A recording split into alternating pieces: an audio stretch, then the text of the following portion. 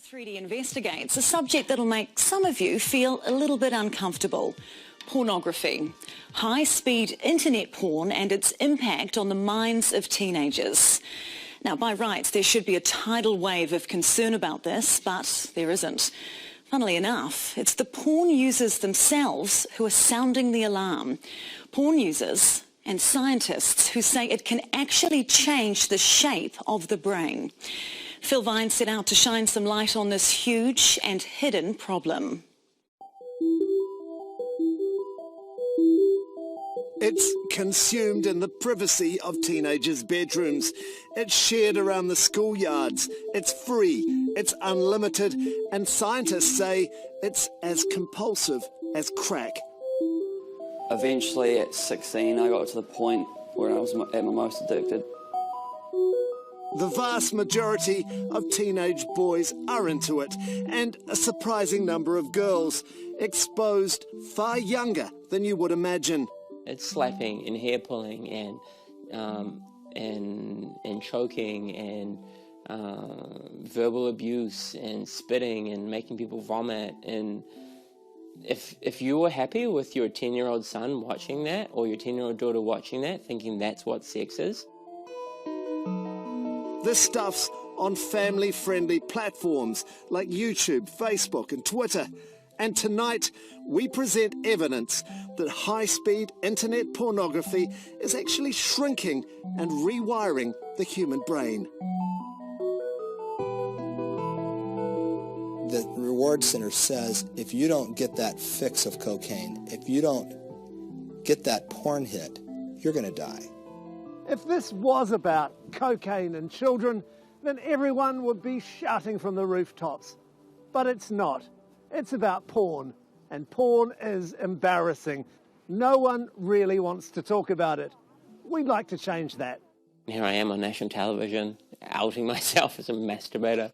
Cause engaged, okay, hands up, punching long. Richie Hardcore, that's not his porn name, but one he adopted in the kickboxing ring. He's outing himself as a man who's watched a lot of pornography, and he started young. Okay, we're going to put that together. I was 10. I was hanging out with my 10-year-old best friend, and his big brother was like, do you want to watch a porn? And I distinctly remember going, what's porn? Fast forward into the teen years, and looking at pornography became a daily habit for Richie. And what he saw on the screen was what he wanted in the bedroom. You know, like what I wanted to do, what I found arousing, how partners would act when we were having sex was very pornified. So you did what you saw? Yeah, totally. And you asked for what you saw? Yeah, and without much consideration as to why at that point. How did your partner react to that? She was like, when we first started sleeping together, I really felt like you were on show, which was an interesting piece of feedback, you know? And I was like, really? And she was like, yeah, it was really much like you thought people were watching and you're putting on this performance. You know, and what I'm hearing you say to me is that you very much learned how to have sex through porn. Yeah, exactly. Yeah, and it took me a long time to reframe that. So it's taking a bit of guts to do this. While Richie doesn't reckon he got addicted to internet porn, this 19-year-old does. Adam, not his real name, presents as a confident, good-looking and intelligent young man, but his last few years have been a wipeout.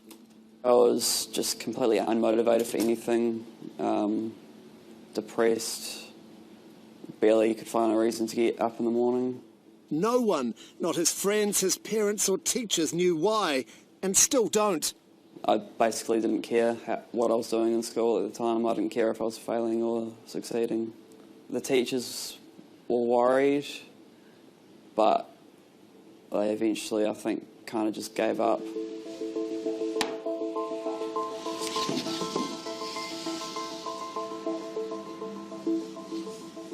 Adam started watching internet porn when he was 12. How often were you looking at porn? At least 4 times a week, sometimes up to twice a day, or even more. Was this on the family computer? Yeah, it was the family computer, yeah. Did your parents have any idea that you were doing this? I'm pretty confident they were in the dark the whole time. It wasn't till last year that Adam realised what was happening to him when he tried to stop. It took me probably 6 months of continuous trying until I made it to about 2 weeks without it. Wow. Do you think you were hooked? Yeah, I knew it. But how could he get help? Even if he could get up the guts to talk about it, porn addiction isn't an accepted medical condition. Adam had to turn back to the internet. What's up, everybody? My name is Gabe Deem, and this is the Reboot Nation. It's a channel and free online community to help people recover from porn-related problems. On Reboot Nation, Adam found thousands of young men in the same boat.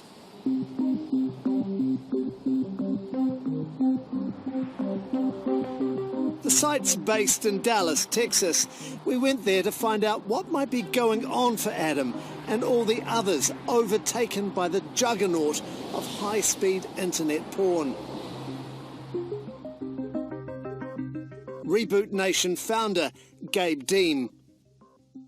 There's tons of guys that grew up with internet porn that just watched porn because we liked it. We liked watching naked girls have sex.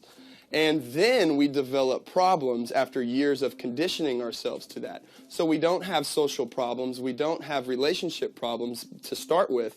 Those develop after porn use. And it's happening to everyone that has unlimited access to porn. Gabe started viewing cable porn regularly when he was 8. 4 years later, his parents got high-speed internet. My friends were very tech savvy, and they would, give me pieces of paper with websites and where I could find it for free, and then also teach me how to delete my history. And so I was doing that as a 12-year-old. I'd come home from middle school and watch, hardcore porn for a couple hours before my parents came home. And that continued all through high school and into college. Gabe says all his male friends were into it, and Adam says the same. Everyone I knew was watching it, and it was... Everyone? It was more common than not, yeah. You're always told, too much of that and you'll go blind. Right. But did you have any idea what sort of harm you were doing yourself? I had no idea that it could have a negative physiological impact on me. No clue. At the time, it was all jokes, giggles, and pleasure. Never really thought how it was impacting me, never really cared how it was impacting me. I didn't realize it was a problem until I had porn-induced erectile dysfunction when I was 23, when I realized I could no longer be aroused with the real partner, and I became dependent on porn to feel anything.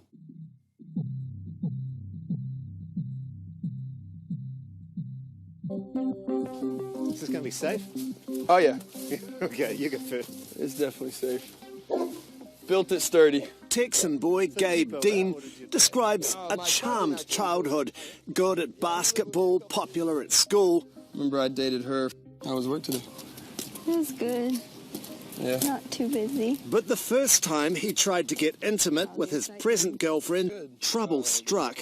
Well, we had a nice night on the town out in Dallas, and we went back to the hotel, and I asked her to get in the shower with me, and I was ready to, go into sexual activity.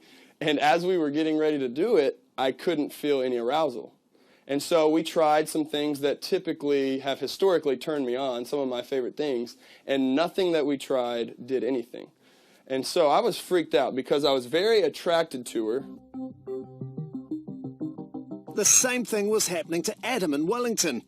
So at age 17, I had another girlfriend, and at that point, we went to have sex, and nothing happened. I didn't have a physical response at all. So the real thing just didn't do it for you anymore?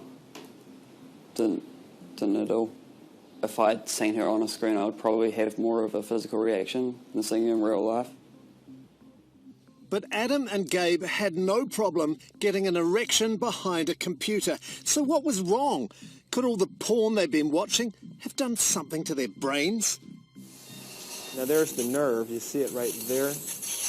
Don Hilton's been peering inside people's heads for 21 years, a brain surgeon in San Antonio, a world expert on this stuff.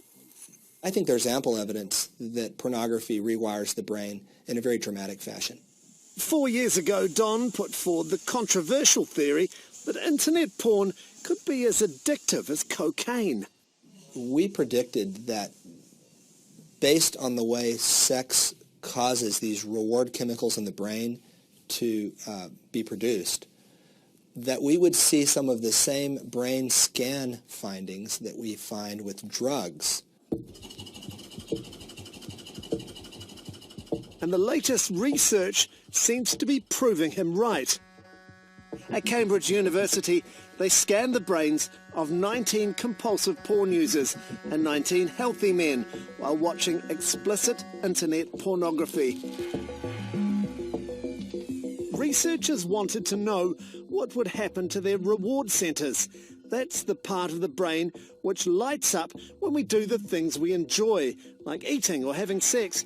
It's fueled by packets of dopamine. And they turn it on.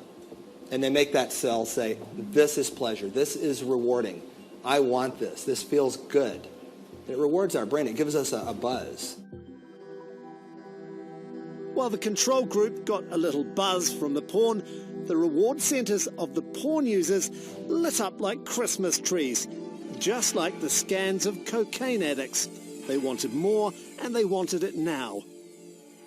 An individual that's addicted to porn, just as one that's addicted to cocaine, experiences a sensitization or an overshoot. And when they see a cue for cocaine or porn, then their brain over-responds, as opposed to someone that is not addicted. I never considered myself addicted back in the day, but now I can clearly see that, yes, I was an addict. I was constantly craving porn. I was turning down real-life sexual opportunities, and I eventually got to the point where I was dependent on porn to function normally. There are still academics out there who say there's no such thing as porn addiction. It's just people with high libidos doing their thing. Do you think that porn addiction has been proven beyond doubt? To me, the proof has been there for several years. A study out of Germany, it showed that there And last year, more supporting evidence. The Max Planck Institute in Germany identified 2 physical changes in the brains of internet porn users. First, a rewiring of the frontal lobe, the part of the brain that tells us to stop overindulging, our braking system. It's essentially wearing out of the braking system. It's impeding the signal from the brake to the reward center. So the brake doesn't work as well. So you're driving your car towards porn heaven and the brakes just aren't working. You've worn out the brake pads. The second and most stunning neurological discovery, that high-speed internet porn might actually shrink the brain. This change in volume, the shrinkage in this reward area, was more pronounced the more hours per week the person watched pornography. And that means less grey matter in the part of the brain associated with decision-making and motivation. It makes sense of Adam's symptoms. Complete lack of motivation for anything in life. Apart from porn? Yeah, apart from porn. There's a third aspect of this emerging science which is even more worrying from a social point of view. The more porn you watch, the more extreme your brain wants it to be. Something that I would have been incredibly fascinated at age 12 was just having no response in my brain at that time, so I had to seek out a harder hit. So he needs more. The same porn isn't going to do it. It's going to require a bigger kick.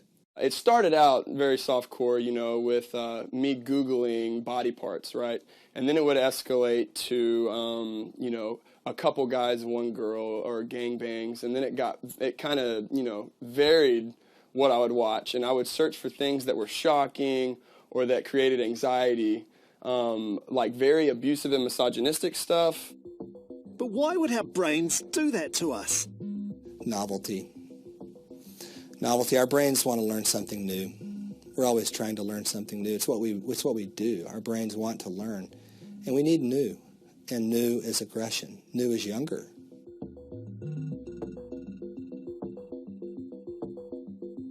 I was here at the University of Auckland just on Wednesday, and we were talking about like what are things that we can do as men to reduce violence against women. Richie, DJ, drug and alcohol counsellor and reformed pornography user. It's like a horrible Pandora's box. He's sworn off the porn because of damage to himself and others. You need leadership. You need people to be brave and to be honest. You need people, you know, John Kerwin comes out and talks about depression. Get some role models to come out and be like, yo, porn, you know, this is what we're watching en masse. Research shows that the average age children first see online porn is 10. There's no stats on New Zealanders, but in Australia, the UK and the US, 8 out of 10 young men are watching internet porn and 3 out of 10 young women. It's far from a minority sport. So what's the answer? Do we take away the technology? Do we ban the websites? What do you do? No, I'm not for banning, and I don't think we should take away technology. I think we need more education about the reward circuit in the brain, and I think you need more education, better sex education for kids that includes the brain science, because that's missing in education right now. Something's certainly missing in New Zealand. When we tried to talk to schools about the science of porn addiction, and we tried more than 20, they all ran a mile, all except one. We're about to have one of the frankest conversations that's ever been had about internet porn inside a New Zealand classroom, Green Bay High in West Auckland. Have you guys seen anything online that's made you feel uncomfortable? Yeah? Raise your hands. Yeah? The reason we're here, up till now, schools have never broached the subject of porn in class, even though the government commissioned a paper this year suggesting they should start. So we've flown in Liz Walker, a sexuality educator from Australia, to get the ball rolling. The reality is that all schools have an issue with porn, and they really need to say, you know what, this is widespread. We're going to take the bull by the horns and really do something to open up conversation around this. Can you write down everything that you can possibly think of when you think of the word porn? For these seniors, it's the first time they've had a class exercise quite like this. You can be totally edgy. That's nobody's going to get into trouble, all right? Male dominant. And they're not stuck for ideas. Threesomes count as orgies? Yeah. Or is that something? Do they? No, it's group sex, so I guess. I reckon it's just getting younger and younger, like watching it. Okay, so shock me. What's some ones that I can write up that's, what do you think's bestiality? There we go. You could have led up to that one. Rape? Like body image? Impacting body image?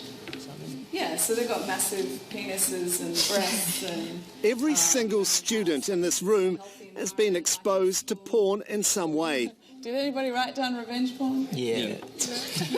So they're quite clued up about the cultural impact. What's the biggest key in that? It's like the breach of consent and... Breach of consent, that's right. Most people think porn addicts are shut-ins with no social lives, and they're using porn... But then we played them Gabe's story, and that was entirely new territory.